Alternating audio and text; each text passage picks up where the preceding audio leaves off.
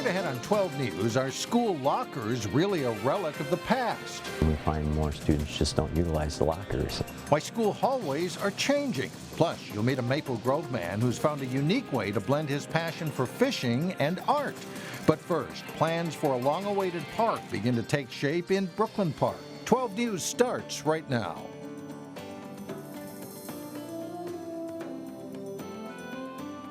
Hello everyone and thanks for joining us. Brooklyn Park has started design work for a destination park near the northern edge of the city. The park would be a place to hold the Tater Days Festival as well as weddings and other community events. The site being considered is some of the last undeveloped land in the city. The 34 acres is northwest of the Target campus and would be at the end of the future light rail line. Met Council is working on it, Hennepin County is working on the light rail station up there and redesigning plans for the roads.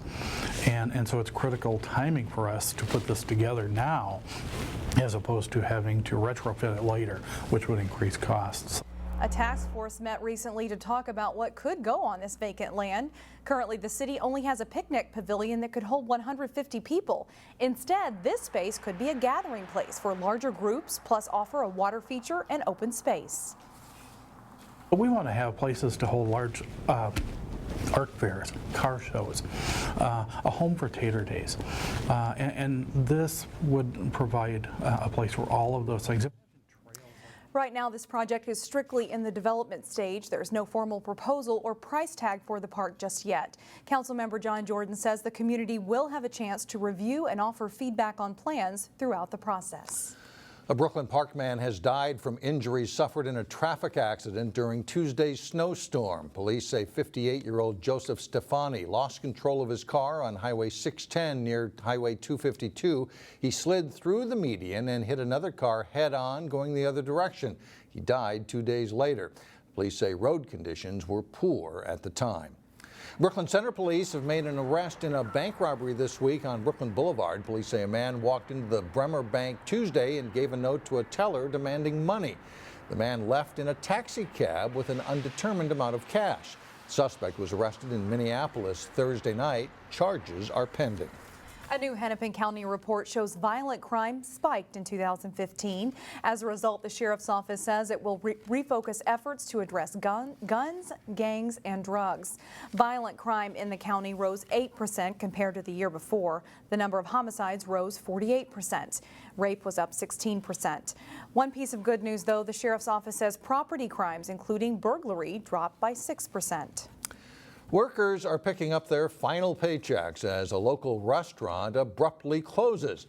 The Old Country Buffet in Crystal is one of 7 in the Twin Cities that shut its doors on Thursday. The company that owns the chain says the closures of underperforming stores are needed for continued viability of the company. It's not clear how many workers are affected. They will be able to apply for work at Old Country Buffets that are still open, and in our area that includes restaurants in Maple Grove and in Coon Rapids. Construction is underway on several new additions to Wayzata High School that will accommodate the influx of new students. When all is said and done, the additions will have a number of amenities with one notable exception. Delane Cleveland explains. At Wayzata High School, construction crews are hard at work on a project to make Minnesota's largest high school even bigger. You'll see more natural light, a larger space where there'll be a variety of furniture and opportunities for kids to expand outside the classroom. It's all part of a plan to accommodate the district's growing student population. We are building this for projected enrollment of about 3,900 students. Currently, we're just over 3,300. When it's all said and done later this year, the school will have more classrooms, more cafeteria space, more areas to congregate, and more of, well, just about everything. We'll add 3 additional gyms. In addition to that, we're adding a second auditorium. Yet there's one thing the new additions won't have. We find more students just don't utilize the lockers, so it didn't make sense financially or otherwise to add additional lockers to meet that growth. At many schools, the time between classes is generally when students would go to their lockers to grab what they need for the next class. Yet at Wayzata, no, I've never used my locker. We didn't witness a single student using a locker during passing time. I mean, there's no use for it, I guess. I can just carry everything on my back. and I guess it's easier to not have to go to my locker, like between classes or something. Wayzata officials say they're not sure when the trend began, I had never even looked at or found it or anything. but it's now ingrained in the culture here that passing time is a time to socialize versus navigating locker combinations. In a big school, you don't really have many of your friends in your classes, so passing time is a great time to catch up with them. It's a fact that's just fine with Principal Scott Gangler. Certainly, I don't think it would be an inconvenience for the students to utilize their locker. It's just part of the culture. They choose not to, and we support that. In Plymouth, Dwayne Cleveland, 12 News. School officials say they anticipate an expected growth of 600 more students, so they have no plans to remove any of the existing lockers in case the new students decide to use them. Some years it's been too cold, other years too hot. This year, the Plymouth Fire and Ice Festival should be just about right. Plymouth's annual winter get-together is Saturday at Parker's Lake Park, and we were there as the setup was in full swing. This is the festival's 27th year. It features all sorts of fun activities, including miniature golf on ice and snow bowling.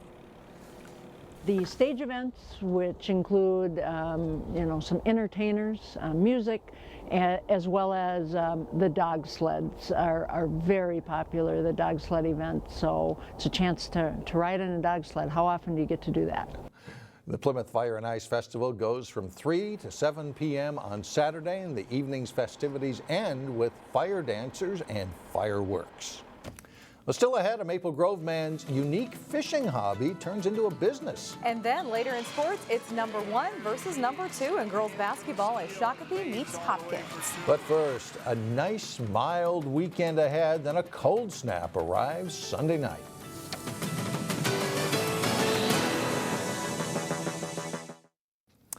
Pizza places are gearing up for one of their busiest sales days of the year. Super Bowl Sunday is a big day for pizza at places like Little Caesars in Brooklyn Park. They have more people scheduled to work on Sunday, and they're ready for not one but 2 big rushes of pizza pickups. Super Bowl is insane, as everyone expects. The one that a lot of stores, I guess, forget about is that halftime rush. There's a lot of people that still want to make sure that they have food for after the game or that second half. A recent Under Armour fitness study says the only day of the year when people buy more pizza than Super Bowl Sunday is on Halloween. A Maple Grove man is blending his passion for fishing and art. Eric Wallace creates fish decoys now used by fishermen around the country. And as Emily Ragoose found out, how he discovered his talent is best described as fate. At 22, while other young adults are still navigating their careers, Eric Wallace is well on his way to success. That's for dark owl spearing, which is a growing sport here in Minnesota. Eric carves wooden fish decoys that he paints to attract fish for spearing. Cut a big hole in the ice in shallow water, put a dark house over it, and then you put a decoy down. And when the northern pike comes into the decoy, you can harvest it by the spear. So how did he discover this love? He was in the right class at the right time. It was an assignment in high school. Teacher loved it. I wasn't too happy with how mine turned out. So I went home and did another one and another one and another one. Now, over 500 decoys later, a class project has turned into a profession. I just enjoyed it that much. I felt like this was meant for me. Eric makes anywhere from $30 to $800 for each decoy. It varies based on the work involved. $30 is about 2 hours, whereas $800 was all week, so maybe 40, 50 hours. I like making the competition decoys. Nothing holds me back from detail. I'm just putting everything I have into it. Right now, he sells around 10 a week and puts in about 70 hours. Besides making them look like the real thing, he needs to make them swim like the real thing, which is an art in itself. His very first one couldn't swim at all. I go to my lead melter and I put lead in it and make it swim. And here's my float tank to see if it's balanced from head to tail. And then my bigger stock tank to see how it swims in the water to get it nice and slow. Eric has always been an avid fisherman, but he especially likes spearing because he thinks it's a more ethical way to fish. You can catch and release with the hook. You don't know if that fish is going to live. So spearing, if you let the fish go without spearing it, you don't touch it, you don't harm it, it lives. By finding a way to profit from one of his favorite activities, he's putting a twist on the old saying, a bad day fishing is better than a good day at work. In Maple Grove, Emily Ragoose, 12 News.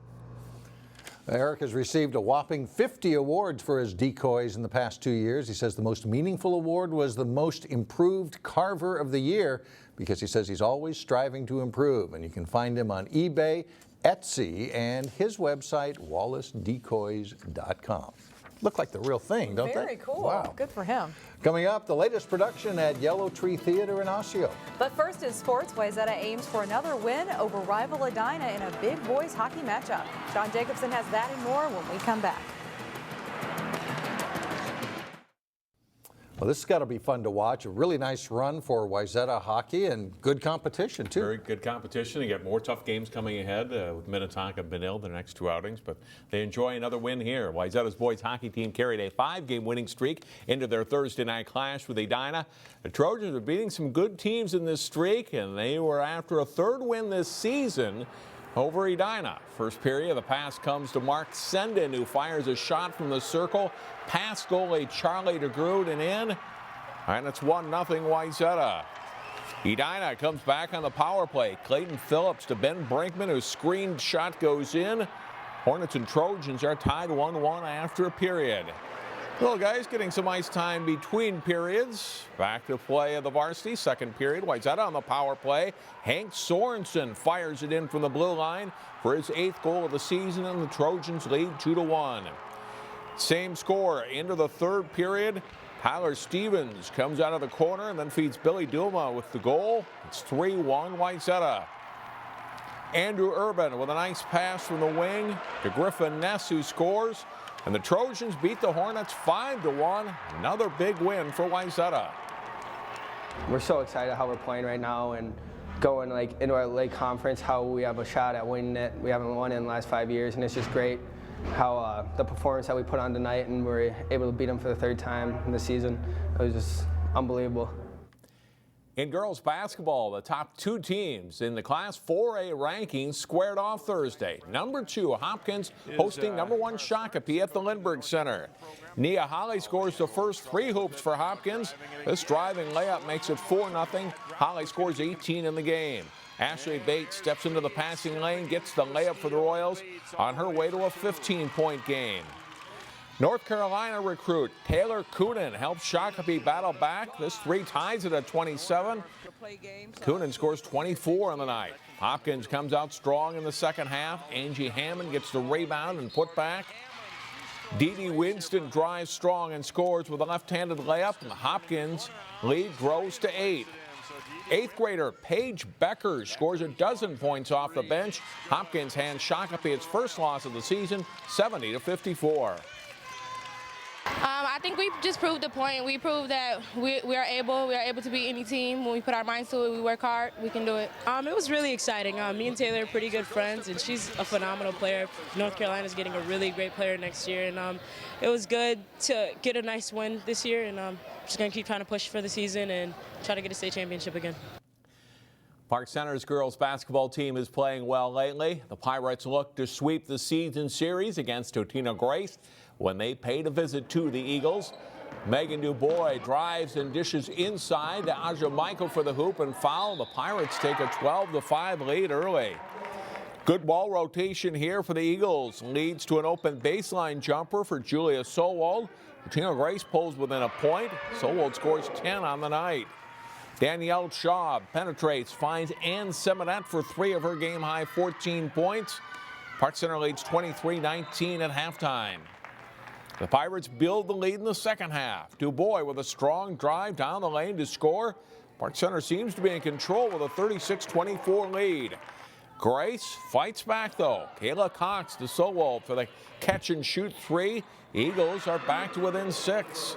But defense does the job for Park Center, and they pull out a 45-39 win for their 5th win in a row.